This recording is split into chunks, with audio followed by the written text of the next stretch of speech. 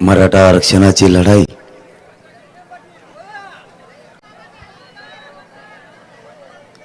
खूप पिढ्यांपासून सुरू आहे. वर्षानुवर्षे या मराठा समाजानं या मराठा आरक्षणासाठी टोकाची झुंज दिली. माझा मराठा समाज या राज्यासाठी आणि या देशासाठी सगळ्यांच्या कल्याणासाठी लढत राहिला. माझ्या मराठा मायबापानं कधी जातीवाद नाही केला. सगळ्यांना पाठीवून हात फिरवण्याचं काम माझ्या मराठा समाजानं केलं. मायेचा सगळ्या जाती धर्मांना मायेचा आधार आणि पाठबळ देण्याचं काम पिढ्याना पिढ्या माझ्या बापजात्या मराठ्यांनी केलं. माझ्या मराठा समाजाच्या डोळ्यासमोर कोणत्याही जातीचा माणूस आला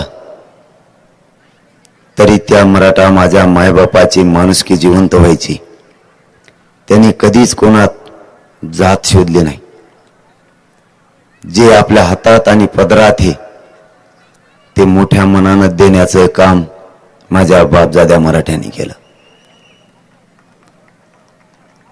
प्रत्येकाला आधार दिला. प्रत्येकाच्या सुखात दुःखात माझा बाप मराठा धावून गेला. कोणाच्याही राज्यात लेकरावर अन्याय नाही झाला पाहिजे हे माझ्या बापजाद्यानं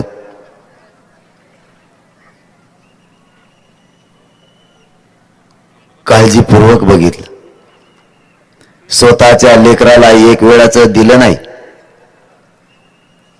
पण दुसऱ्याचं लेकरू उघड्यावर पडू दिलं नाही. त्याच्यावर मायेचं छत्र माझ्या मायबाप मराठ्यांनी धरलं.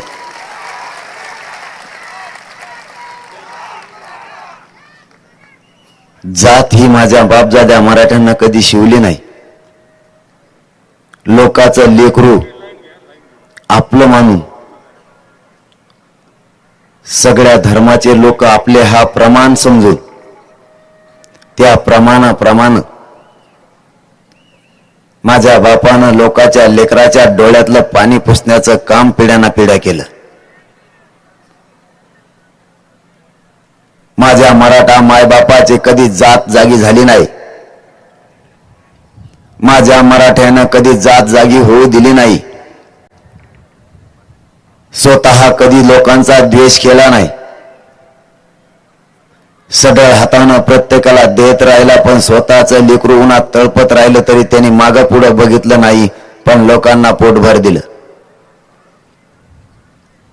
स्वतःच्या लेकरात स्वतः दुसऱ्याच्या लेकराच्या सुखात स्वतःच्या लेकराचं सुख या माझ्या मराठ्यांना पिढ्यानं पार बघितलं. आरक्षण देतानाही कधीही भेदभाव केला नाही आणि कुणाला मिळाला आणि आम्हाला का मिळालं नाही याबाबत माझ्या मराठ्यांना कधी ब्र शब्दही काढला नाही. गोरगरिबांच्या लेकराचं कल्याण होणार असलं तर त्याला आडवं पडायचं नाही ही माझ्या मराठा समाजाची प्रामाणिक भावना.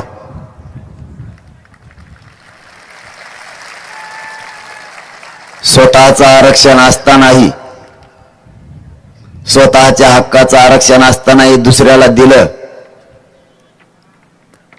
आपल्या डोळ्यासमोरून देताना बघितलं तरीही कधी म्हणला नाही की एक काळ असा येईल की माझ्या लेकराच्या डोळ्यात सुद्धा पाणी येईल, तुम्ही घेऊ नका, असा कधी शब्द माझ्या मराठ्यांनी काढला नाही. सगळ्याला देऊ दिलं. मराठा दिलदार मनानं का उभा राहिला. जरी माझा लहान भाऊ, जरी इतर समाजाचा व्यक्ती मोठा झाला तरीही ज्या दिवशी माझ्या लेकराला गरज लागल त्या दिवशी मी ज्या ज्या जातीवरती, ज्या ज्या समाजावरती, ज्या ज्या लोकांवरती उपकार केला किंवा मायेचा आधार दिला ते लोक माझ्या लेकरावर वेळ आल्यावर मदतीला धावून येते म्हणून मराठ्यांना सढळ हाताने सगळ्यांना मदत केली.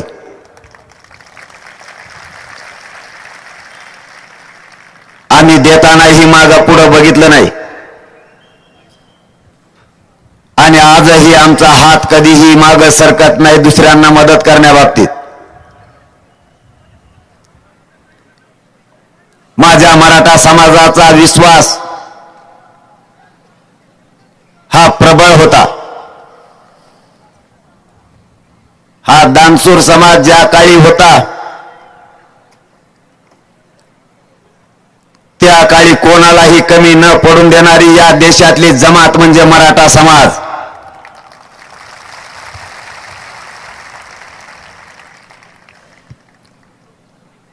सगळ्या जाती धर्मातल्या लोकांना मदत करण्याचा विळा उचललेला हा मराठा समाज. जर एखादा अडचणीत आला तर सगळ्यात अगोदर स्वतःच्या छातीचा कोट करणारा हा मराठा. कधीही विचार केला नाही दुसऱ्याच्या लेकराला अडचण आली मी का जाऊ. जी शक्ती वापरायची ती शक्ती वापरून समोरच्याच्या डोक्यावर छत्र या मराठा समाजानं धरलं. प्रत्येकाच्या लेकराला न्याय मिळाला पाहिजे. कोणाचाही लेकरो कधीही कमी लेखायचं नाही. हा संस्कार मराठ्यांनी राज्याला तर दिला पण स्वतःच्या लेकराला म्हणजे आम्हालाही तोच संस्कार दिला. जातीवाद करायचा नाही.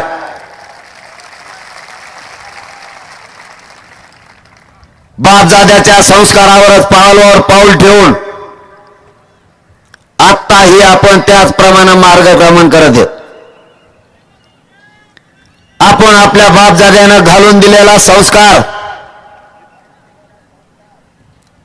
आपण त्यापासून आजही दूर गेलेलो नाही. याचबरोबर मराठ्यांनी 75 वर्षात जे जे पक्ष झाले जेवढे या राज्यात पक्ष त्या पक्षातील सगळ्या नेत्यांना मोठं करण्याचं काम माझ्या मराठा बापजाद्यांनी केलं. त्यांच्यातही माझ्या बापजाद्या मराठ्यांनी कधी जात बघितली नाही आणि आजही मराठा त्यांच्यामध्ये जात बघत नाही. ज्या ज्या पक्षातल्या नेत्यांना मराठ्यांनी मोठं केलं त्यांना यासाठी आपल्या बापजाद्यांनी मोठं केलं की हा आपला आहे. आपला म्हणून आपल्या बापजाद्यांनी यांना मोठं केलं. मराठ्यांना विश्वास होता कधी काळी जर माझ्या लेकराला मदत लागली किंवा अडचण आली तर हा धावून येईन म्हणून यांना मोठं केलं. आज आरक्षणापायी मराठा समाजाच्या घराघरातले लेकरो वेदना आणि त्रास सहन करताय.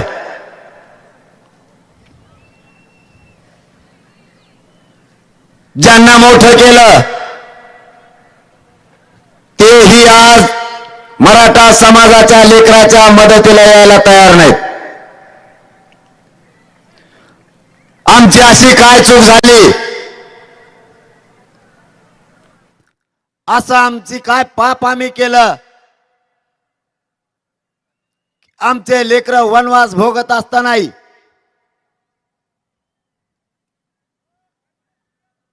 नोकरीच्या आणि उच्च शिक्षणाच्या शोधात वनवार हिंडत असतानाही आमच्याच बापजाद्यांनी ज्यांना मोठं केलं ते त्यांच्याकडे डुंकूनही बघायला तयार नाहीत.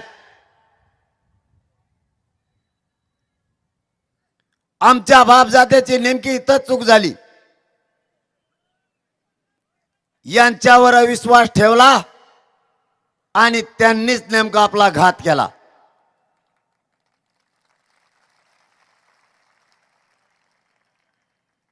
मराठा समाजाने यांच्यासाठी राब राब राबायचं आणि यांना मोठं करायचं. आज मराठा समाजाचे लेकरं टाहो फोडतायत की कुणीतरी आमचं मायबाप हो आणि आम्हाला आरक्षण द्या. एकही त्यांच्या हक्केकडे मागं वळून बघायला तयार नाही मायबाप मराठ्यांनो. आता तरी जागे व्हा.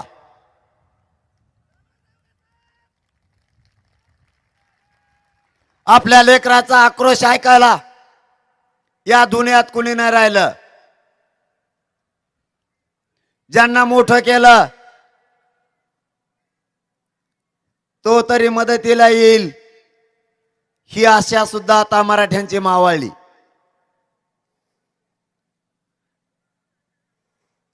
मराठ्यांनी मागं वळून जर बघितलं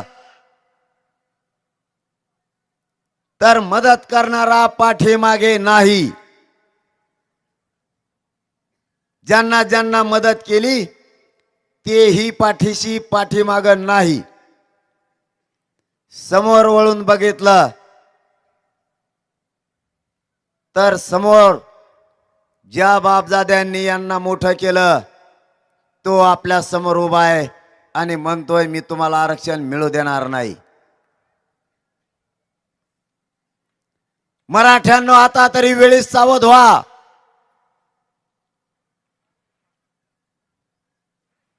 अशी संधी मराठ्यांना पुन्हा येणार नाही. लेकरा बाळाच्या न्यायासाठी संघर्षाची तयारी ठेवा. तुमच्या पायाला हात लावून सांगतो.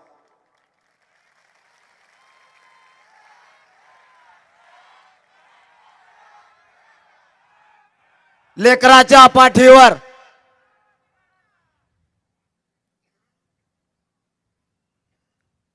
शक्तीचं छत्र धरा. सगळ्यांनी विडा उचलला होता.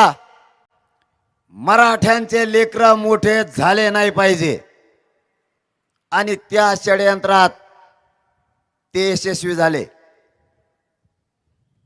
75 वर्षांपासून मराठ्यांना आरक्षण होतं. जे जे सत्ताधारीच बनले त्यांच्यावरती यांचा इतका प्रभाव होता की मराठ्यांचे पुरावे असतानाही नाही मिळाले म्हणून सांगितलं जायचं. ज्या ज्या समित्या झाल्या त्या त्या समित्यांनी मराठ्यांचे पुरावे शोधले पण स्वतःच्या बुडाखाली मराठ्यांचे पुरावे लपून ठेवले आणि सांगितलं मराठ्यांचे पुरावे सापडत नाहीत. मराठ्यांनी हे डोळे झाकून विश्वास ठेवला. पुरावे नाहीत म्हणल्याच्या नंतर आता काय करावं. मराठाही थंड व्हायचा. मराठ्यांसमोर पर्याय नव्हता. विश्वास ठेवणं आणि त्या विश्वासाचा घात करणं हा त्यांनी रचलेला अजेंडा त्यांचा यशस्वी होत होता. मायबाप मराठ्यांनो त्याच्यात ते यशस्वी झाले.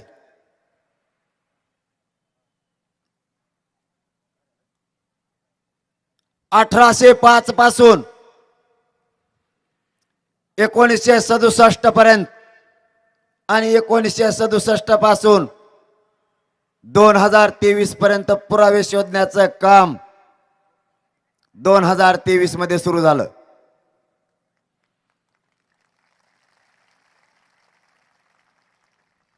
आणि मराठ्यांचे 50% आत ओबीसी प्रवर्गात मराठा असलेले पुरावे सापडायला लागले.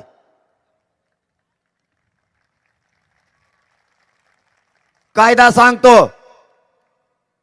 जी जात किंवा जो समूह ओबीसी आरक्षणात यायचा असला तर तो मागास सिद्ध असायला लागतं तरच येता येतं नाही तर येता येत नाही.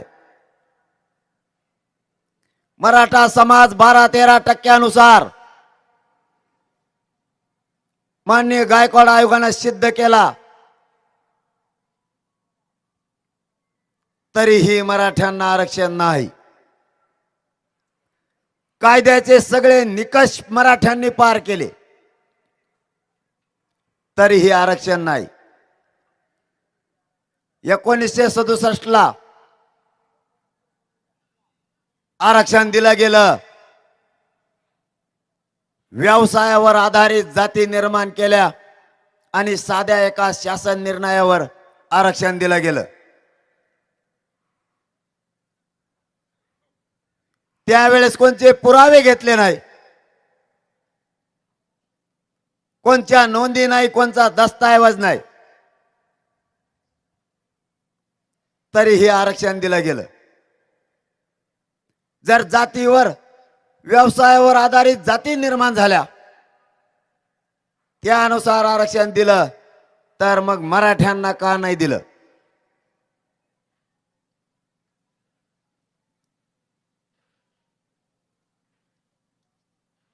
विदर्भातल्या मराठ्यांचा व्यवसाय शेती, माळी बांधवांचा व्यवसाय शेती, बागवान बांधवांचा व्यवसाय शेती, अशा अनेक जाती की त्यांना व्यवसायावर आधारित आरक्षण दिलं. मग मराठ्यांना का नाही? माझ्याकडे एक मंत्री आलता,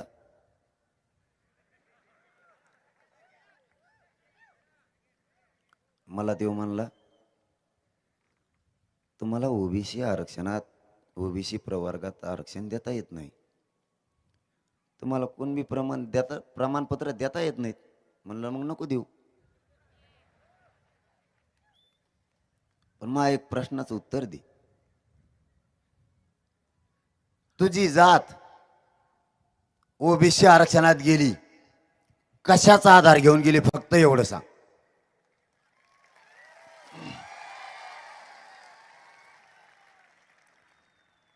याची जात रच्चीच गेली.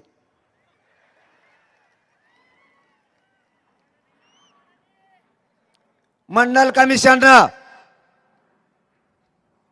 ज्या ज्या जाती आरक्षणामध्ये घातल्या, त्या जातींची पोट जात म्हणून यांची जात रात्रीच आरक्षणात गेली आणि दुसऱ्या दिवशी नोकऱ्याला पण लागली.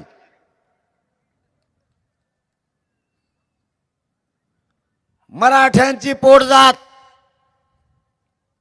कुणबी होत नाही का?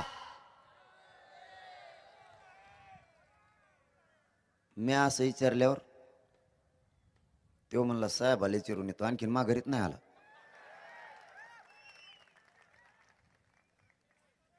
मराठ्यांची फसवणूक करायची किती, यांना काही लक्षात आलं पाहिजे. आपलं त्यांचं असं ठरलं होतं, नितीन करीर साहेबांच्या अध्यक्षतेखाली, महसूलचे मुख्य सचिव यांच्या अध्यक्षतेखाली एक समिती गठीत केली होती. त्यांना 3 महिन्याचा टाइम बॉन्ड केला होता की 3 महिन्यात टाइम लिमिटमध्ये आपण मराठा समाजाचे पुरावे शोधून आरक्षणाच्या बाबतचा अहवाल सादर करावा. 3 महिने पुरे झाले तरी त्यांना माहित नव्हतं आपण त्याचे अध्यक्ष आहेत म्हणून.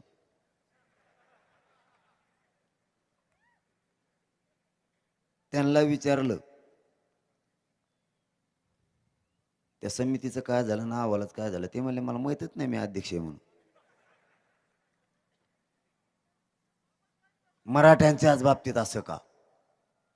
त्यानंतर मुख्यमंत्र्यांनी पुन्हा वेळ वाढवून घेतला आणि 1 महिन्याचा वेळ घेतला आणि सांगितलं, आपण दुसरी समिती स्थापन करू, मराठा समाजाच्या नोंदी किंवा मराठा समाज आरक्षणात आहे का बघूया आणि मराठ्यांना आरक्षण देऊ. मायबाप मराठ्यांनो, समितीने काम सुरू केलं आणि मराठ्यांचे पुरावे मिळायला सुरुवात झाली. मला मिळालेल्या माहितीप्रमाणे मी आणखीन खात्री केली नाही, परंतु काल मला जी माहिती मिळाली त्या आधारावर मी तुम्हाला सांगतो. महाराष्ट्रात आतापर्यंत 29 लाख नोंदी मराठ्यांच्या सापडल्या. मग जर मराठा आरक्षणात होता तर आमचं 70 वर्षी वाटोळं केलं कुणी. जर आम्ही आरक्षणात होतो, आमच्या नोंदी सापडल्या, तर आता मराठा समाजाला उत्तर पाहिजे. आम्हाला आरक्षण कुणी मिळून दिलं नाही, त्याचं नाव आता आम्हाला माहित पाहिजे.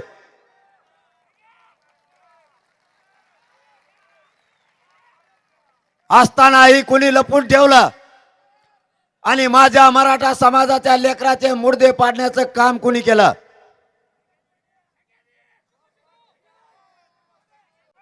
आमच्या बापदाद्यांनी रात्रंदिवस कष्ट करायचे, लेकरं शिकवायचे. आमच्या मराठा मायबापानं कधी पायाला चप्पल घ्यायची नाही, कधी अंगाला कपडे घेतले नाही, कधी पोटाला पोटभर खाल्लं नाही. पोटाला चिमटे घेऊन 1-1 रुपये पाठीमागे ठेवला आणि लेकरं शिकवले. मायबापाचं एकच स्वप्न होतं, माझा लेकरू अधिकारी बनल. माझ्या वाट्याला जे कष्ट आले ते पुढच्या काळात माझ्या लेकराच्या वाट्याला येऊ नये म्हणून मी रात्रंदिवस कष्ट करतोय.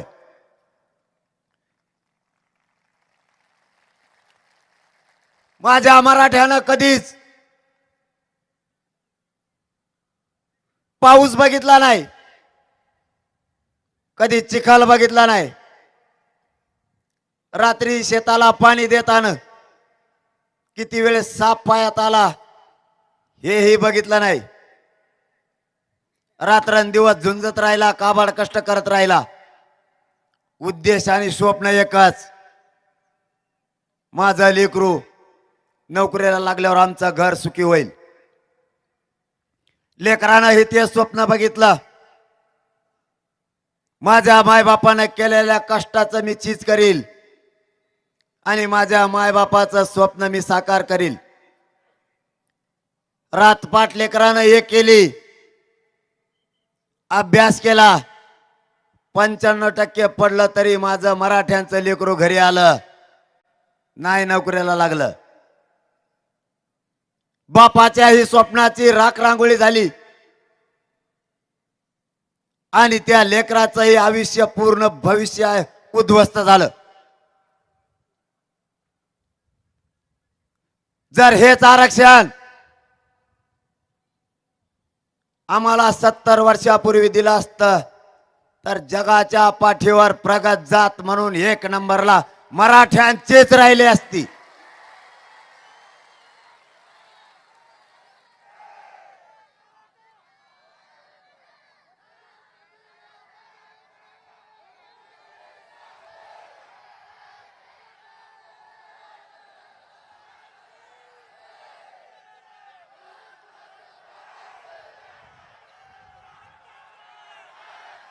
श्रीमंत मराठा असो किंवा गरीब मराठा असो, त्यांना एकदा विचारून बघा, एखाद्या टक्क्याहून जर लेकरू हुकलं तर लेकरू घरापर्यंत ढसा ढसा रडत यायला लागलं.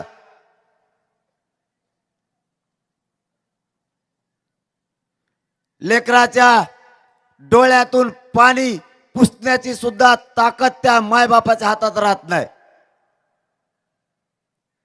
थरथरत्या हातानं त्या लेकराची समजूत काढायची.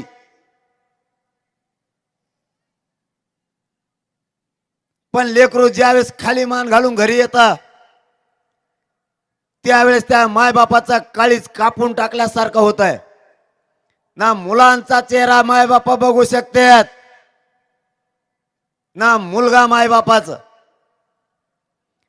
कारण दोघांचाही स्वप्न उद्ध्वस्त झालेलं असतं. आमचे पोरं हुशार असतानाही, आम्हाला आरक्षण असतानाही लाखानं पोरं आमचे सुशिक्षित बेकार झाले. जर हेच आरक्षण 70 वर्षापूर्वी दिलं असतं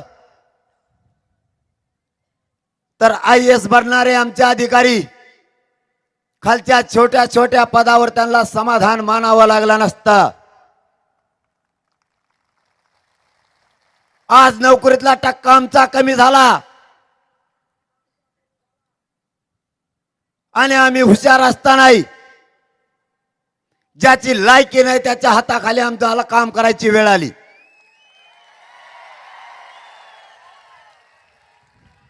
आम्ही कुणाची बरोबरी करावू इच्छित नाही, पण आम्ही कशात कमी नाहीत. आम्ही रात्रंदिवस अभ्यास करून आमच्या बुद्धीची प्रचिती आम्ही राज्याला आणि देशाला दाखवली. पण या आरक्षणापायी आमच्या लेकरांचे मुर्दे पडायला लागले. त्या वेदना आता आम्हाला सहन होत नाहीत. आता सरकारला सुट्टी नाही.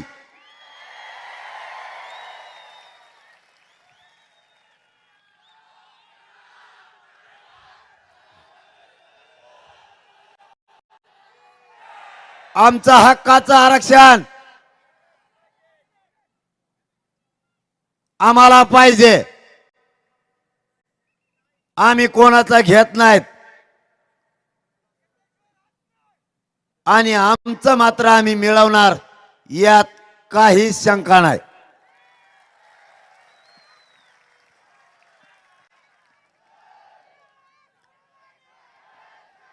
ओबीसींना दिलेलं आरक्षण त्यांनी त्यांचं घ्यावं. त्यांच्या एकाही टक्क्याला धक्का नाही लागला पाहिजे ही मराठ्यांची आजही भावना आहे. पण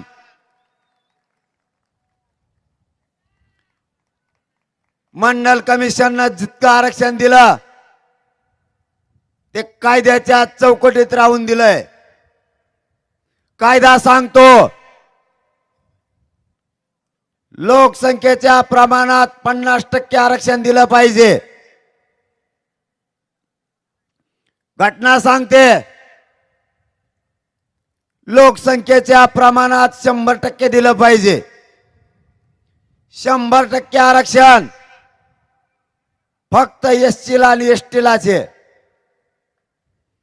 त्यानंतर कायद्याने दिलेले आरक्षण, त्यानंतर झालेले कायदे पारित त्यांनी लोकसंख्येच्या 50% प्रमाणात दिलंय.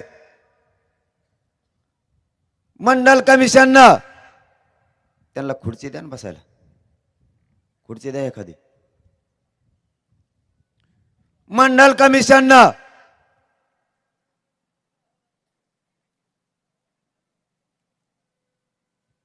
ओबीसींना 14% आरक्षण दिलं. म्हणजे लोकसंख्या 28%. मराठ्यांनी नाही ठरवली, कायद्यानं गठीत केलेल्या आयोगानं 28% लोकसंख्या ठरवली. कायदा मोडू नका. कायद्याच्या नियमाच्या अधीन राहून काम करा. मंडल कमिशनने 14% आरक्षण दिलं 1990 ला. 88-89 ला मंडल कमिशन गठीत झाला. 90 ला 14% आरक्षण दिलं. तेच आरक्षण 1994 ला 30% झालं. म्हणजे 4 वर्षात 30% आरक्षण. म्हणजे लोकसंख्या झाली 60%. 4 वर्षात. वरचं 16% आरक्षण मराठ्यांचं होतं. खैरात असल्यासारखं एका रात्रीत 9 उपवर्ग बनवून वाटून टाकलं. एक उपवर्ग बनवायचा असला तर समितीची शिफारस असल्याशिवाय उपवर्ग बनवता येत नाही. कोणत्याही समितीची शिफारस नसताना वरचं 16% आरक्षण 9 उपवर्ग बनवून एका रात्रीत वाटून टाकलं. मराठ्यांचा तिथं पण घात झाला. तुम्ही नुसते झोपा. तुमच्या डोळ्यात एकटा आरक्षण नेलं आणि नुसतं म्हणता पोराला आरक्षण नाही, नोकरी लागाना, त्याला उच्च शिक्षण मिळाना, आणि तुम्ही नुसतं लिंबा झाडाखाली झोपा. होऊन द्या वाटोळे पोरायचे, मजा बघा नुसती. रेटून खाता आणि झोपाता आणि पोरांचे पडून द्या मुर्दे. जाऊ दे उस तोडायला आपले पोरं. सरकारला आपण प्रश्न विचारला,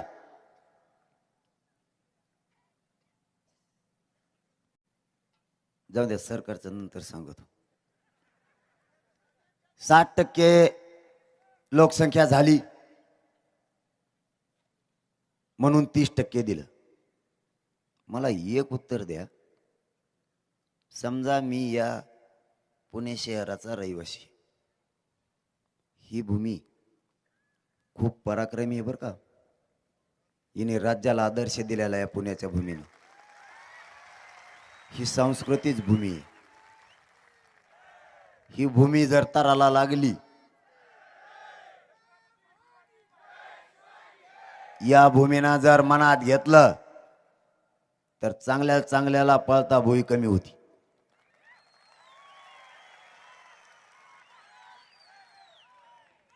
मी या पुण्या शहराचा रहिवासी असं ग्राह्य धरा आणि मी म्हणलो तिथल्या सरपंचाला 1990ला, भाऊ मग 4 सदस्य येतं, त्याची ग्रामपंचायतला नोंद करून घे.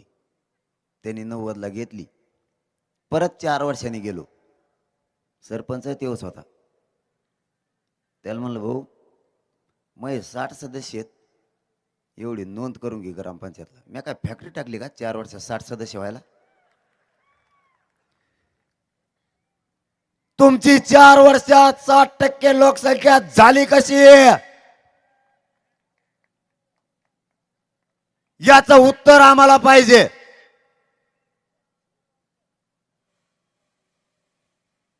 तो एकटाच म्हणतो मग 60% लोकसंख्या आहे.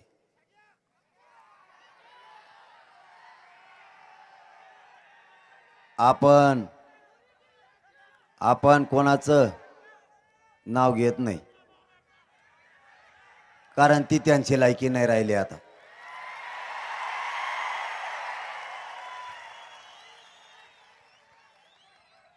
त्यांचं म्हणणं आहे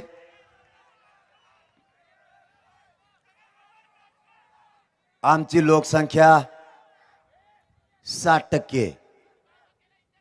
बरं 60% तर 60% जाऊ दे, त्याच्याच मनाने होऊ द्या. आता तो म्हणतो मग 60% लोकसंख्या, बरं 60% तोही तो आमच्या गावात एक बी घर नाही तरी तोही 60% जाऊ दे. 60% तर 60% करा हिशोब. आता 60% ओबीसी, 34% मराठा, किती झाले? SC ST 20%, किती झाले? 150% लोकसंख्या असते राज्याची. तू का पागल समजतो का आम्हाला? मुस्लिम बांधव, मराठी बांधव, ब्राह्मण बांधव हे कुठं सोडायचे? हे नाही का बेरजे धरायचे? काही बरळतो. वय झालं म्हणून माणसानं काही बोलू नये. म्हातारपणाला होतं तसं कवा कवा. मी कोणाचंही नाव घेत नाही, त्याचं कारण आहे. त्याचं कारण पण तसंच आहे. ते म्हणे बाबा माया एकट्याच्याच मागा लागले. मला जाऊ दे सोडून द्या आता. मग आता 15-20 दिवस झाले मी गप बसलो का नाही? मग गप बसावं का नाही? 2-3 दिवस झाले उगत टोकरीला घेणं देणं, काही गरज आहे का माया वाटा जायची? मग मी पहिलाच नमुना आहे, मी लय शहाणा नाही. मग मराठा आरक्षणाच्या विरोधात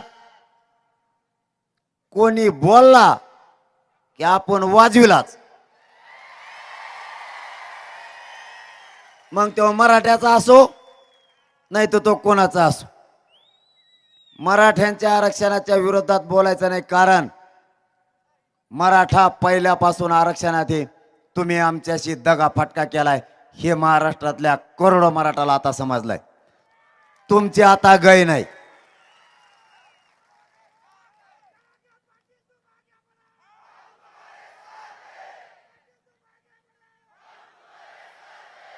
नोंदी सापडायला लागल्या आणि सरकारचं आपलं ठरलं हैदराबाद संस्थानमधून आणि मराठवाड्यातून नोंदी मिळवायच्या. त्याच आधारावर मराठा आणि कुणबी एक असलेले आहेत असा कायदा पारित करायचा आणि नोंदी सापडायला सुरुवात झाली. नोंदी मिळाल्या. सरकारनं प्रथम अहवाल स्वीकारला, पण अहवालातून लक्षात आलं बहुतेक मराठवाड्यातल्या मराठ्यांना आरक्षण दिलं जाईल. मी या मराठा समाजाला मायबाप मानलंय म्हणजे आम्ही मायलेकर झालो. ज्या समाजाला मायबाप मानलं त्याच्याशी मी गद्दारी नाही करू शकत. मुख्यमंत्री साहेबांना सांगितलं, साहेब आपण प्रथम अहवाल स्वीकारलाय, महाराष्ट्रातल्या मराठा समाजाला आरक्षण द्यावं लागल. मी पश्चिम महाराष्ट्र, कोकण, विदर्भ, खानदेश असा भेद मराठवाडा नाही करू शकत. याच समितीला आजची आजच राज्याचा दर्जा द्या. मुख्यमंत्री साहेबांना त्याच दिवशी त्या समितीला राज्याचा दर्जा दिला आणि समिती राज्यभर काम करायला लागली. आज लाखानं पुरावे समितीला मिळालेत मराठा ओबीसी आरक्षणात असलेले.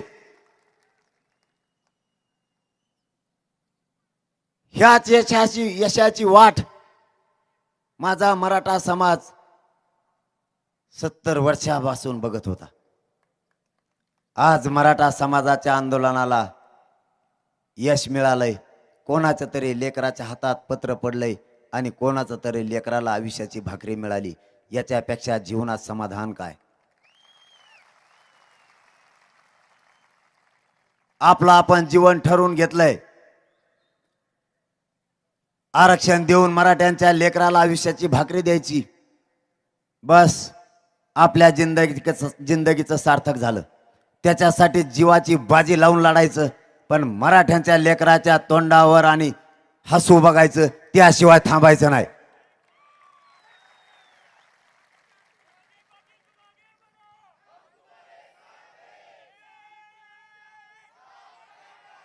अहवाल सादर केला. प्रथम अहवाल सादर केला. आता दुसरा अहवाल हे महाराष्ट्राचा सादर होईल आणि महाराष्ट्रातल्या मराठा समाजाला सरसकट आरक्षण मिळणार याच्यात कसलीच शंका नाही. कारण वेळ आपण दिला नाही. वेळ सरकारनं आपल्याकडून घेतलाय. सरकारनं 24 डिसेंबर पर्यंत आपल्याकडून वेळ घेतला. आपणही तो मोठ्या मनानं दिला. कारण मराठा समाजाचं हित त्याच्यामध्ये. मराठा आणि कुणबी असलेले हजारो पुरावेत. जगद्गुरु संत श्रेष्ठ तुकाराम महाराजांच्या गाथ्यामध्ये हजारो पुरावेत. मायबाप मराठ्यांनो, आपल्याला 2 अंग आहेत. 2. पहिलं अंग, आपण क्षत्रिय मराठीत लढायचं सुद्धा आपल्याला माहिती आहे. दुसरं अंग, आपण शेतकरी आहेत. आपण शेती कसून या देशाला आणि राज्याला अन्नधान्य पुरवतो. मराठा आणि कुणबी एकच आहे, त्याचे हजारो पुरावेत. मला एक गोष्ट कळत नाही, काही जण म्हणते आम्हाला कुणबी नको, मग तू घेऊ नको ना. मला एक फरक सांगा, कुणबी, कुणबीचा अर्थ काय? शेती. पूर्वी आपल्या आजोबा पंजोबा रात्रंदिवस कष्ट करायचे, पण बिचारे अडाणी होते. आता आपण सुशिक्षित झालो. शेतीला शब्द, कुणबीला सुधारित शब्द आला, शेती. पूर्वी आपल्या आजोबा पंजोबा चपलेला पायतान म्हणायचे, मग काय चप्पल घालायचे बंद करायचे का आता? पूर्वी घराला वाडा म्हणायचे, सुधारित शब्द आला, हाऊस. मग का त्यात राहायचं बंद करायचं का? डांबरीवर झोपतो का?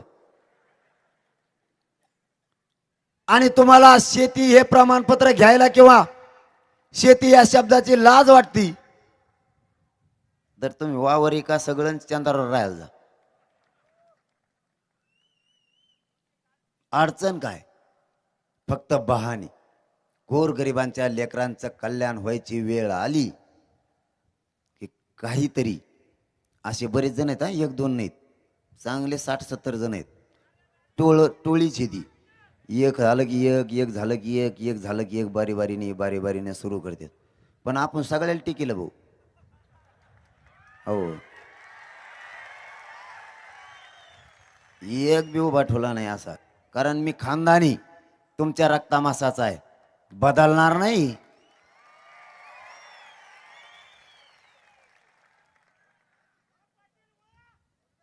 त्यांनी खूप काय प्रयत्न केलेत,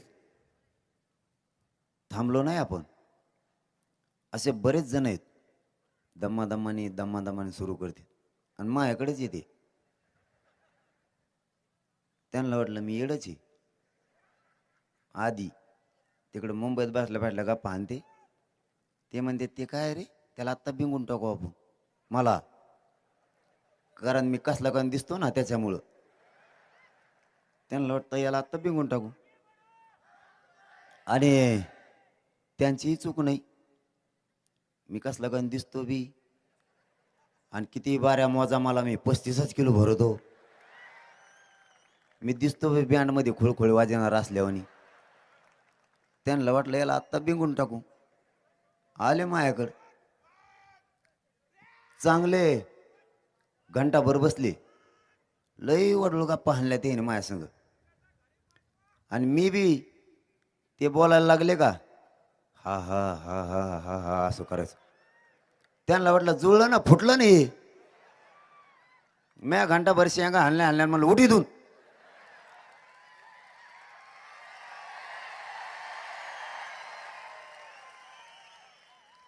तो हनुमान नाही जमणार म्हणलं, इथं आरक्षणच लागतं. बाकीच्या गप्पा हाणायच्या नाही. ते गेले 2-4 दिवसांनी दुसरी टीम आली आहे मातंबराची. मला लय उशिरा कळालं यांच्यात मातंबर असतात म्हणून. मातंबराची टीम आली, मायापाशी बसले, बऱ्याच वेळ गप्पा आणल्या. असं करतात तसं करतात, ते खूप छान असतं, हे खूप असं असतं, त्यांना तसे म्हणतात, यांना असे म्हणतात. बरं म्हणलं ठीक आहे, पुढं काय, पुढं सांगा पटापटा. काहीच बोला ना. मग तसं म्हणल्यावर मला म्हणले कोपऱ्यात चला. म्हणलं कोपऱ्यात, कोपऱ्या फिपऱ्यात येत नसतो म्हणलं मी. म्हणले मग कानात बोलू. म्हणलं मग व्यासपीठात खाली व्हायचं, कारण हे पवित्र मराठ्यांचं व्यासपीठ आहे. आरक्षण द्यायचं का नाही इथं सांगायचं, कापऱ्या कोपऱ्यात नाही. त्यानंच माझ्या मराठ्यांचा आतापर्यंत घात झाला, आता नाही. मग परत माघारी गेली. एक मातंबरातला मुकादम आला, आणि तो इकडं आल्यावर ते काय ब्रेकिंग न्यूजच होत होत्या. ते म्हणे मराठीचे जेव्हा फोन सुरू झाले मला महाराष्ट्रातून, ते म्हणले पाटील ही मोकळा माघारी जात नाही बरं का, लय बेकार आहे, ही काहीतरी करूनच जातो. म्हणलं माझ्या टप्प्यात तर येऊ दे एकदा. ते बी माघारी गेले. काय डाव टाकावं काय डाव टाकावं असं सुरू षडयंत्र. एक दिवस काय झालं, त्यांचा डॉक्टरच मला तपासायला आला आणि ते डॉक्टर म्हणतो याला किडनीच नाही. मला आयला मी फुल टेन्शन मध्ये आलो ना. म्हणलं माझ्या बापाने मला एखाद बार तपासलं का नाही, मला किडनी कस काय नाही. आणि एका किडनीवर मी 35 उपोषण केलेच कस काय. मग उपोषण सुटलं. डॉक्टरला म्हणलं भाऊ मग काही तपासू नको, पहिल्या किडनी आहेत का बघ मला. त्या डॉक्टरने मला तपासलं, मला दोन्ही किडन्या निघाल्या. मग पहिलं काय जनावराच्या मागचं आणलं होतं का.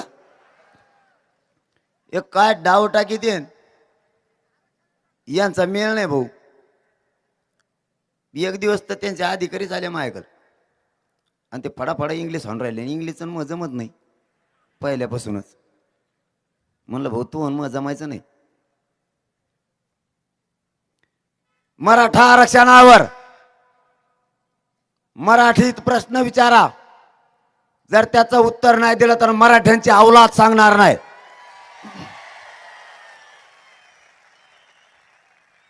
मग म्हणले या संघ काय जुळायचा अंदाज दिसत नाही, हे लई निबार माथ्याच आहे, हे फुटत नाही, व्यासपीठाच्या खाली येत नाही, बसलं की चिकाटल्याने जागेवर बसत आहे. त्यांना कसे लागतात बहुतेक, उठ म्हणलं की उठणार आणि बस म्हणलं की बसणार. आणि मी मराठ्यांची मरेपर्यंत गद्दारी नाही करू शकत. हे खरं दुःख नाही. त्यांनी मला शत्रू मानायला सुरू केलं आणि विरोधकांनी शत्रू मानायला सुरू केलं. मी काय चूक केली. माझ्या मराठ्यांच्या लेकराच्या मनातल्या वेदना, माझ्या मराठा समाजाच्या अडीअडचणी मी मांडायला सुरुवात केली. मी काय चूक केली. सगळ्या जणांनी एकच ठरवलं आणि मला शत्रू मानायला लागले. पण मी भेट नाही, कारण यांना संताजी धनाजी सारखा जर मी पाण्यात दिसायला लागलो त्याला मी काय करू. माझा मराठा समाजच तुम्हाला दिसायला लागला त्याला मी काय करू. आमच्यावर अन्याय झाला, आता सुट्टी नाही. आमचं आरक्षण असतानाही तुम्ही खाल्लं. मला सांगा ऊन लागायला लागलं का. थोडा वेळ बोलू काय मग. उदाहरणार्थ या पुण्यामध्ये 1 तास म्हणलं मग कार्यक्रम होईल ना. समजा या पुण्या शहरात माझी 2 गुंठे जागा आहे. समजा बरं का, नाही लागायची माया माग 2 गुंठे जागा आहे. पण मी म्हणतोय मग 2 गुंठे पुण्यात जागा आहे. मला माहित नाही कुठे आणि पुण्याला वाल्याला माहित नाही कुठे, कुणाचीच कुणाला मेल नाही. पण काही दिवसानं माझा 7-12 सापडला. मग 7-12 सापडल्यावर तुम्ही मला ती 2 गुंठे देणार का नाही देणार. मग तुम्ही दादागिरीनं जरी ती बळकिलेली असली तरी ती द्यावी लागणार. मग आता मराठ्यांचे पुरावे सापडलेत. मराठ्यांना ओबीसी प्रवर्गात तुम्हाला आरक्षणच द्यावं लागणार, त्याच्याशिवाय तुम्हाला सुट्टी नाही. आता आणि ते म्हणतो आमच्यात येऊ नको. मग कोणाच जातो रे, आमच्यात येऊ नको. कवर खातो एकटाच. सगळ्या दुनियाचं खाल्लं जे खाल्लं, मध्ये जाऊन आला आणि परत म्हणतो कांदा मिळतो, कांदा सांगायचा राहिला. मी म्हणलं बेसन भाकर खाऊन आले मध्ये मरा गोरगरिबांचं खाल्ल्यामुळं तुम्हाला तळतळाट लागला लोकाचा. तर म्हणते त्यांना माहित नाही कांदा बी मिळवतात. कांदा मिळवतो का, खा मग कवर बी.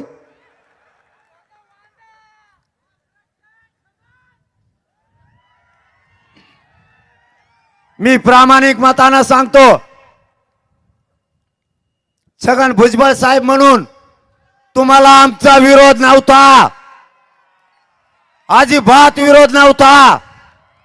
तुम्ही आम्हाला डवचिलं, आम्ही तुम्हाला मानत होतो.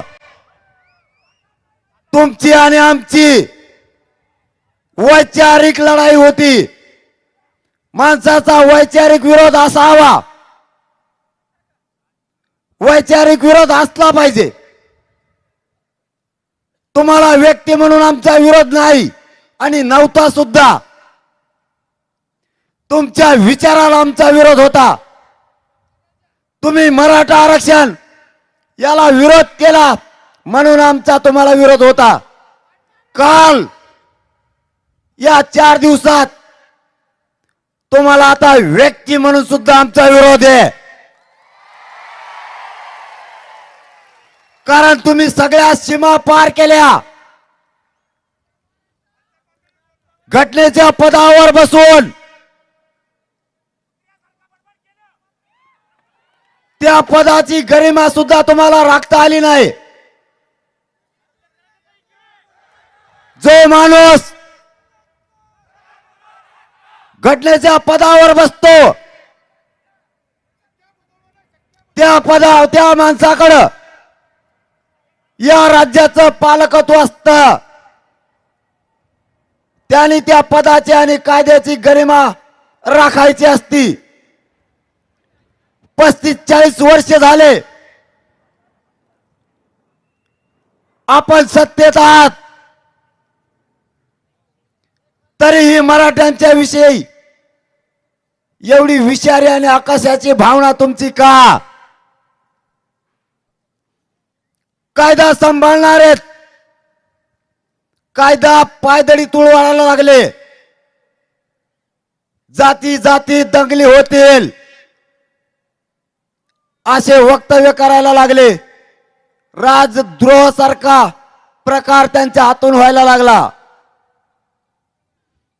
मराठा आणि ओबीसी गावखेड्यातला आजही गुन्ह्या गोविंदाने नाचतो. आजही गावखेड्यातला सामान्य मराठा आणि ओबीसी एकमेकाच्या सुखदुःखात जातात. गावखेड्यातले मराठे आणि ओबीसी यांनी जे दंगली घडवण्याचं ठरवलंय हे स्वप्न कधीच पूर्ण होऊ देणार नाही.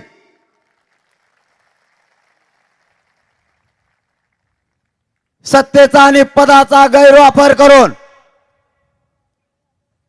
कायदा पायदळी तुडवला. परंतु जशा जशा मराठ्यांच्या नोंदी सापडायला लागल्या तसा तसा गाव खेड्यातला ओबीसी बांधव जाहीरपणानं बोलायला लागला. जर मराठ्यांच्या नोंदी सापडल्या असतील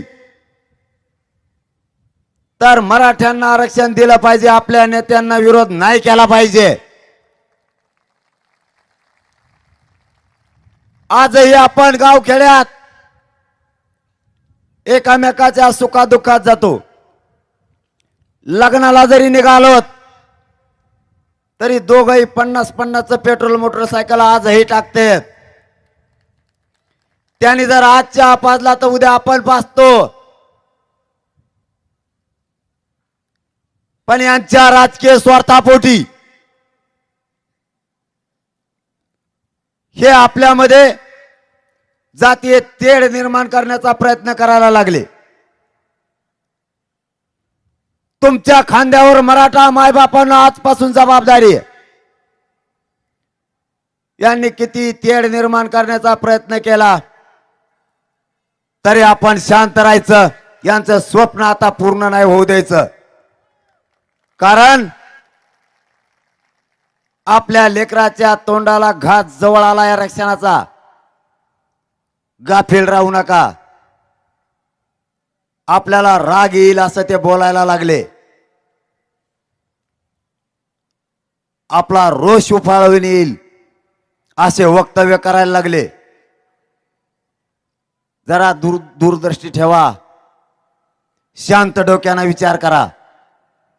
विजय होच्या टायमाला कधीही असे षड्यंत्र रचले जातात की यांच्या हातातून आरक्षण गेलं पाहिजे. या वेळेस गनिमेकावे खेळायचे.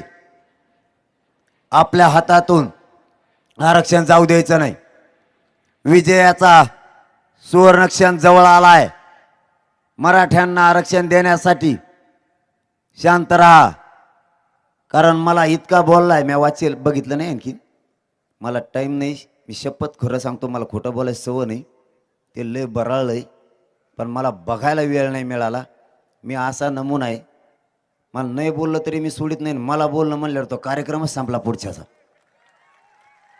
मी शांत फक्त एवढ्यासाठी आहे की मला माहिती 70 वर्ष माझ्या लेकरानं, मराठ्याच्या पोरानं या आरक्षणापायी खूप वेदना आणि त्रास सहन केलाय आणि दिवस जवळ आलेत. आपण संयम धरावा म्हणून मी संयम धरलाय, नाही तर मी इतका नमुना आहे. मग मी खरं ते तुमच्या समोर बोलतोय, मी बळच पचविलंय. ते पचवण्याचं कारण आपल्या लेकराला आपल्याला आनंदात बघायचंय, आपलं लेकरू ही सावलीत बसलं पाहिजे, याच्यासाठी दम धरणं गरजेचं आहे. त्यांच्या लक्षात आलं मराठा ओबीसी आरक्षणात गेला, हे त्यांच्या पक्क लक्षात आलंय. मग आता काय करायचं, जातीय तेढ निर्माण केल्याशिवाय पर्यायच नाही. मग मराठे आणि ओबीसी इकडं झुंजायला लावायचे आणि यांचं लक्ष सगळं या झुंजीकडं वळवायचं आणि आरक्षणापासून यांचं ध्येय हटवायचं. हे यांचं षडयंत्र आहे. मराठ्यांनो सावध व्हा, यांचं षडयंत्र यशस्वी होऊ द्यायचं नाही. मराठा बांधवांनी आणि ओबीसी बांधवांनी एकमेकाच्या अंगावर अजिबात यायचं नाही. आरक्षण मिळतंय, तुम्ही काळजी करू नका. या शांततेच्या आंदोलनात इतकी शक्ती आहे, हे शांतीचं ब्रह्मास्त्र पेलण्याची ताकद या देशात आणि राज्यात कोणातच नाही. या शांततेच्या आंदोलनानंच मराठा आरक्षण निर्णयाच्या प्रक्रियेत आणलंय. भावांनो, सरकारच्या टेबलवर फक्त आणि फक्त मराठा आरक्षणाची सध्या फाईल आहे, दुसरं काहीच काम नाही. आपला मराठ्यांचा विजय होणार. फक्त संयम धरा आणि शांत राहा. ते कसं देत नाहीत ते आपण बघू. फक्त ह्या एकट्याचा डाव यशस्वी होऊ द्यायचा नाही. त्यांच्या व्यासपीठावर किती गेले हे महत्वाचं नाही, कारण जाणारे नाविलाज म्हणून गेलेले बांधव होते. खरा नाद याला एकट्यालाच. लोकांच्या लेकराचं वाटोळं करायचा नाद फक्त एकट्याला आहे, बाकीच्यांना नाही. ते नाविलाज म्हणून गेलेत. तशा क्लिप सुद्धा फिरल्यात असं म्हणतात बरं का. मी खरंच सांगतो, मला बघायला वेळ मिळाला ना, कारण मी सकाळी जर 8ला सुरू केलं तर मला 5 वाजत. रात्री आळंदीत 4 वाजता कार्यक्रम संपला आणि आम्ही 5 वाजता जेवलो आणि लगेच कोणतरी आनंद म्हणला सूर्या उगला. झोप नाही, काहीच नाही. काल इतका दमलो होतो, बिना चपलेचा मी रायगड न थांबता चढलो काल, न थांबता. आणि उतारलो सुद्धा न थांबता, आणि ते पण पायात चप्पल न घालता. तरीही जशाला तसंच माझ्या लेकरांना आणि माझ्या लेकरांना न्याय मिळाला पाहिजे म्हणून रातपाटचा सुद्धा मी विचार नाही केला. रातपाटचा सुद्धा विचार नाही केला. रात्रंदिवस फिरतोय. सकाळी उठलो असाच पुन्हा मायबाप मराठा समाजाच्या या जनतेत आलोय. मला डॉक्टरने सांगितलं, कारण पहिलं उपोषण झालंय 17 दिवसाचं, दुसरं झालं 9 दिवसाचं.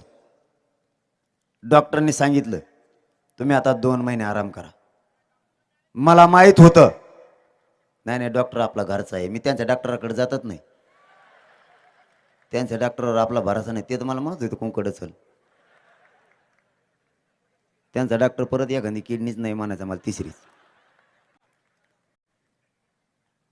त्यांनी सांगितलं तुम्ही आता आराम करा. मला माहित होतं आपण जर आराम केला मराठ्यांच्या पोराचं वाटोळं झालं म्हणून समजा. हीच वेळ आहे आता कष्ट करून रात्रंदिवस मराठा समाजात जागृती करून मराठा समाजाच्या लेकराला आरक्षण मिळवून देऊन आयुष्याची भाकरी द्यायची हीच वेळ आहे. म्हणून मी रात्रंदिवस फिरतोय. मला माझं शरीर सध्या साथ देत नाही. उपोषणच इतके झाले की प्रचंड. माझी तुमच्याकडे फक्त एकच विनंती, त्यांनी मला किती शत्रू मानलं तरी मी त्यांना भेट नाही, फक्त तुम्ही आपली एकजूट फुटू देऊ नका. आणि ते माझं ते काही करू बी शकत नाही, कारण माझ्याजवळ काही नाही बी. मग काय करते ते, माझ्या घरावर सिमेंटाचे पत्रे ते भंगारात बी विकत नाही, आणि ते काय करणार आहेत, मग मी भेट नाही. त्यामुळं ते माझ्या संग डोकं बी लावित नाही. कारण आपण तुम्ही टी व्हीला बघता ना, आपलं समोर असतं, इथं बोलायचं का बोलायचं, फुल टेन्शनमध्ये येते, तिकडूनच ठरीत येत, जरा बाजूला येताना का, तिथं कोण कोणी सांगा का. इतकं म्हणजे आपलं मराठा आरक्षण सोडून बोलायचं म्हणलं का आपलं जमतच नाही. कारण आपल्या बऱ्याच गोष्टीचं आपलं जमत नाही, पैशाचं आपलं जमत नाही, इंग्लिशचं आपलं जमत नाही, पदाचं आपलं जमत नाही. आणि ते म्हणतात मग याला आरक्षणच द्यावं लागेल आता, कारण आपल्यापाशी दुसरा पर्यायच नाही, कारण आपल्याला लागतीच अर्धी भाकर. त्यामुळे तिथं पैशाचा उपयोग होत नाही. मी आत्ता बी जमिनीवर हिंडतो, डोक्यात हवा शिरून दिली नाही नसतं. आजकाल असं आहे, एखाद्या आमदारानं जर खांद्यावर हात टाकला ना, भाऊ दुसऱ्या दिवशी माणसं एकमेकाला नीट बोलतच नाहीत. आपल्यापाशी अख्खं मंत्रिमंडळ बसून होतं अख्खं, पण एक इंच ही नियत मी माझ्या समाजासाठी ढळू दिली नाही. कारण या मराठा समाजाला मायबाप मानलंय, या समाजाशी गद्दारी करणारी पैदास माझी नाही. मेलो तरी हरकत नाही, पण एक इंचही माग सरकणार नाही, हा मुलगा म्हणून शब्द आहे तुम्हाला. फक्त तुम्ही 2-3 कामं करा. मी माझ्या समाजाच्या शब्दाच्या पुढे जात नाही, तुम्ही फक्त 2-3 कामं करा. मला एक सांगा, सगळ्या पक्षातले म्हणतो आम्ही, तुम्ही यांना मोठं केलं, हे पहिल्यांदा लोकांच तिथं रोजाने कामाला जात होते, यांना तुम्ही मोठं केलं, याचे जवळ गाड्या झाल्या, बंगला झाला, पैसे झाले, याचे पोरं परदेशात शिकायला गेले, आणि तुम्ही त्यांना साहेब म्हणायला लागले. साहेबाचा बाप तुम्हीच मोठा केला, साहेब तुम्हीच मोठा केला, आता साहेबाचं पोरग तुम्हालाच मोठं करायचं. ते झालं तुमच्या जीवावर मोठं. तुम्ही का केलं की एक दिवस माझ्या लेकराला अडी अडचण आली तर ह्यो मदतीला येईल, तेव्हा आला नाही मदतीला. काय वाजत तरी आरक्षण आलं काय?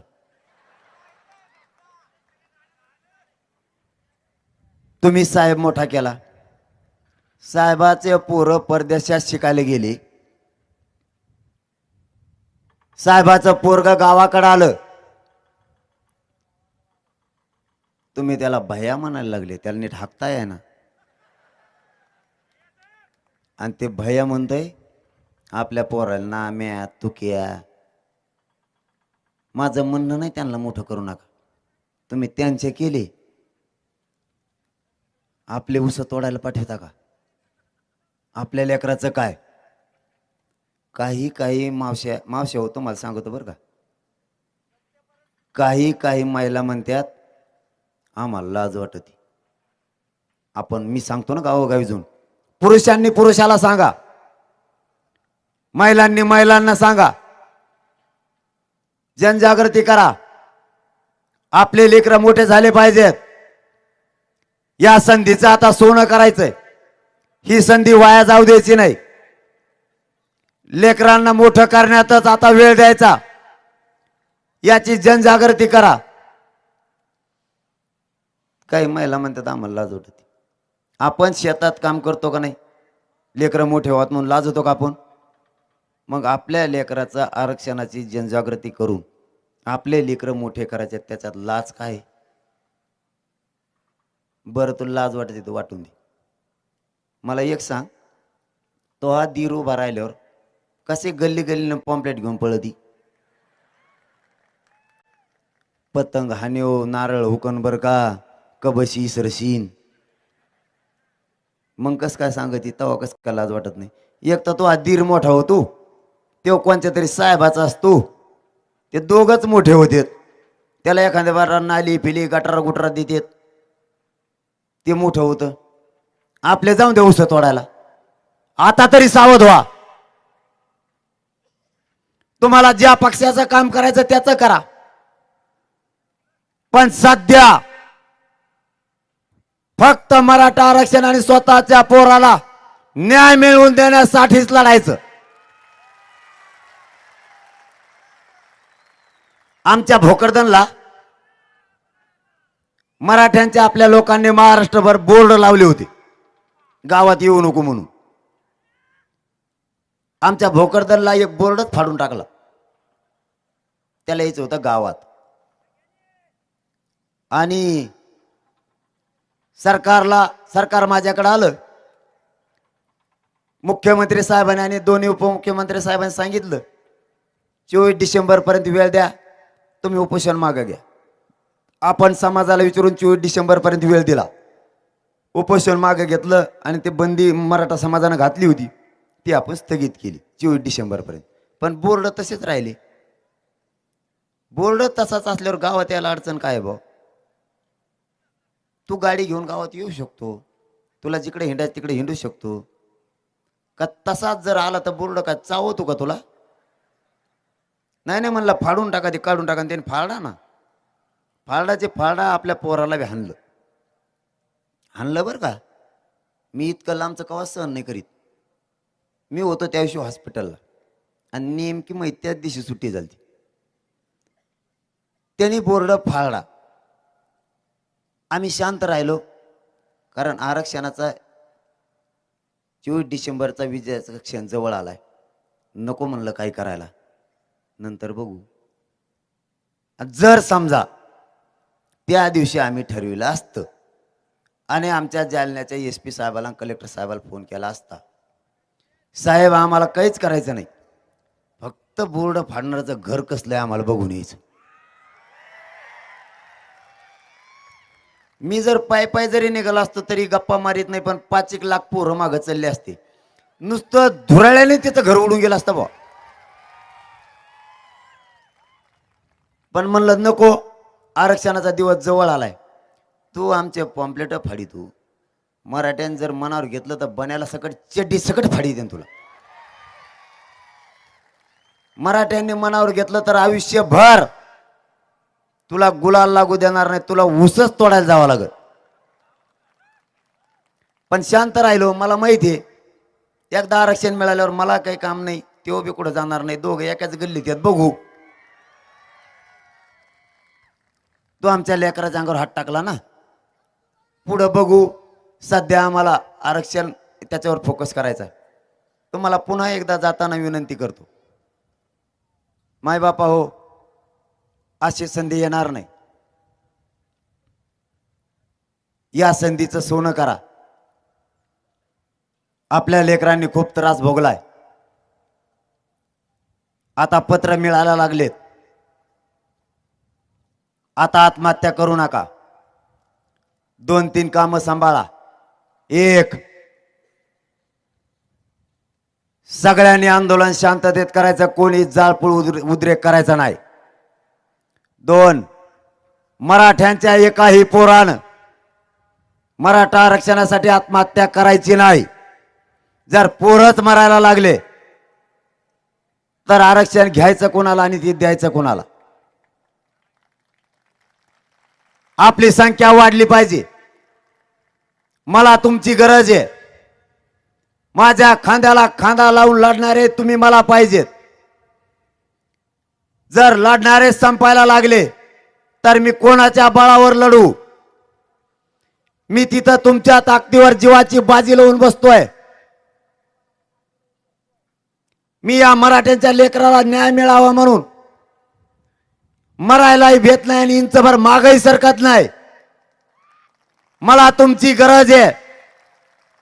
आता आरक्षण मिळायला लागलंय. तुम्ही आत्महत्या करू नका.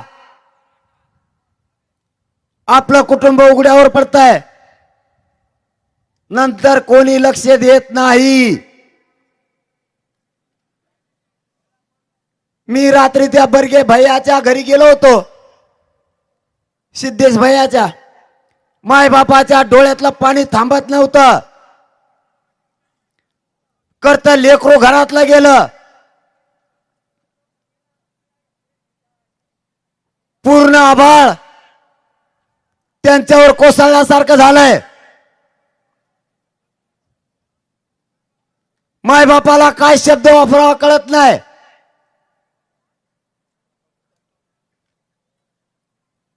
काय अडचण आहे तिकडे कोपऱ्यात नाही ना? सगळे तिकडे बघायला लागलेत. म्हणलं तिकडून काय आली का ट्रक भरून एखादी पुराव्याची.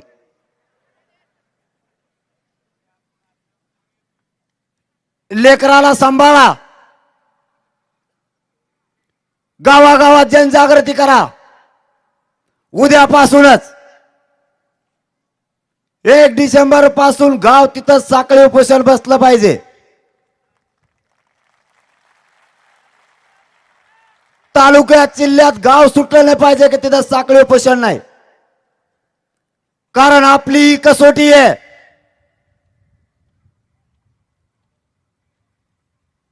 आपल्याला एवढ्या वेळेस मराठा समाजाच्या लेकराच्या पदरात हे आरक्षणाचं पुण्याचं दान टाकायचंय. एकजूट राहा, शक्ती वाढवा.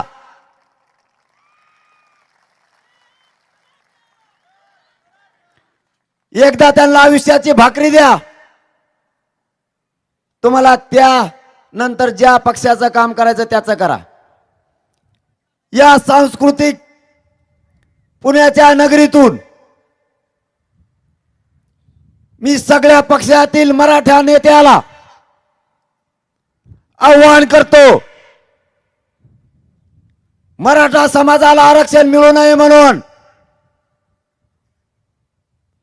सगळ्यांनी मराठ्यांना घेरायचं ठरवलंय. मराठ्यांच्या लेकराला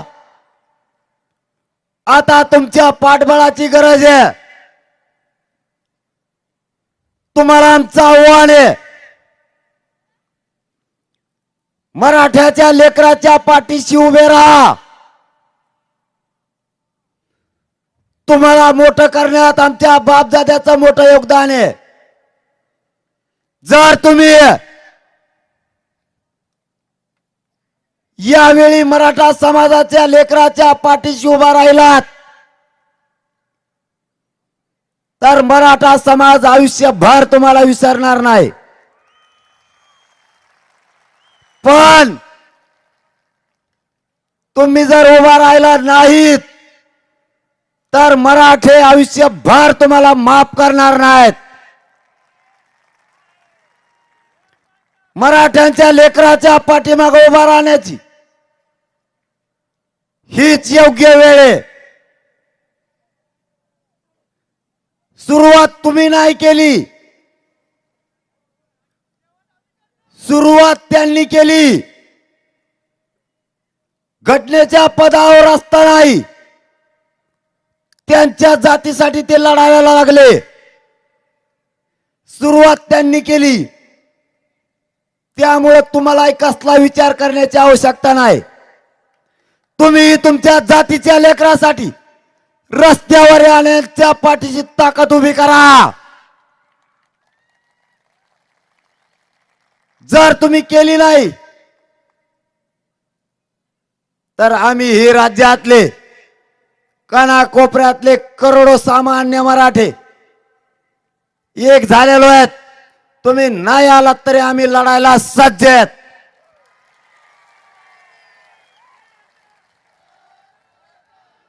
आम्हाला तुम्हाला हाक द्यायची होती, ती हाक आम्ही तुम्हाला दिली.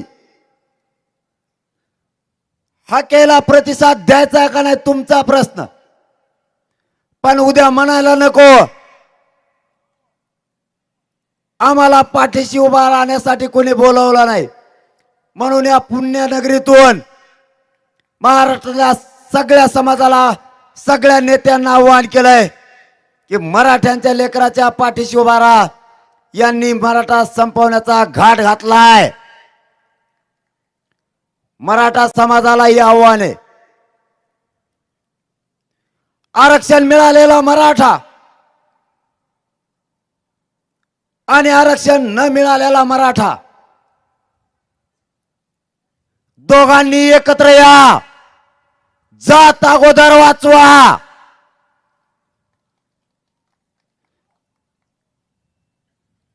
जर आरक्षण असलेले मराठे संपले तर तुम्हालाही संपवायला हे माग पुढे बघणार नाहीत, लक्षात ठेवा. वेळी सावध व्हा.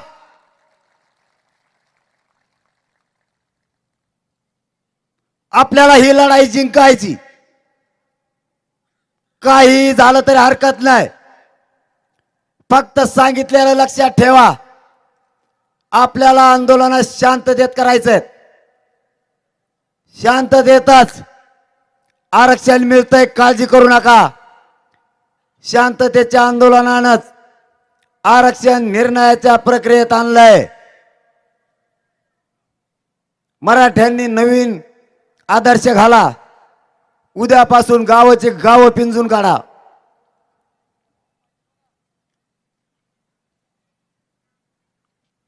मावशा हो, यांना एक काम लावा. मी हळूच बोललो, तुम्ही टपाटपच वर बघतात. यांना एक काम लावा. आता मला माहिती आहे तुमच्या पुढं नाही, तर यांना एक काम लावा. उद्यापासून अगोदर यांना पहिले इचिरी जा. सकाळी घरातून बाहेर पडली तुम्ही कुठं चाललात, हे जर म्हणले साहेबाचा भया आलोय तिकडं चाललोय, यांचं टंगड बांधून घरात ठेवा. यांना साहेबाचा भया मरून दे म्हणा तिकडं, जरशी त्याला हिंडून ती समुद्रात तिकडं. इकडं आपला आरक्षणाचा बघा. लेकराला न्याय द्यायचा अगोदर, नंतर बघू म्हणा बाकीचे कुठाने. दुसरं, यांना गावागावात जनजागृती करायला पाठवा. गावागावात हे जर नाही गेले, यांच्या भाकरी बंद करा. तुम्हाला काय करायचं, मी आहे ना तुमचा भाऊ तुमच्या मागं. मी त्यांना सुधरून देणार, यांना तर जुळवून देणार नाही, त्याची काळजीच तुम्ही करू नका. कारण इथं हित घराघरातल्या प्रत्येकाच्या लेकराचं आहे ना, तुमच्या ना माझ्या. महाराष्ट्रातल्या घराघरातल्या मराठ्यांच्या लेकरांचं इथं कल्याण होणार आहे, ते मोठे होणार आहेत. म्हणून एकजूट करा. काही करून आपल्याला ही लढाई जिंकायची. आता तुम्हाला आपल्याला ही लढाई जिंकायची. 70% आपण ही लढाई जिंकत आणली, थोडी राहिली. सरकार ही रात्रंदिवस काम करतंय.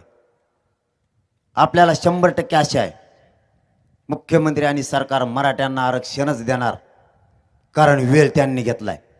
जर 24 डिसेंबर पर्यंत यांनी नाही दिलं तर त्यानंतर मराठा समाजाची बैठक घेऊन पुढचं आंदोलनाची दिशा तुम्हाला ठरवून सांगण्यात येईल, पुढं काय करायचं.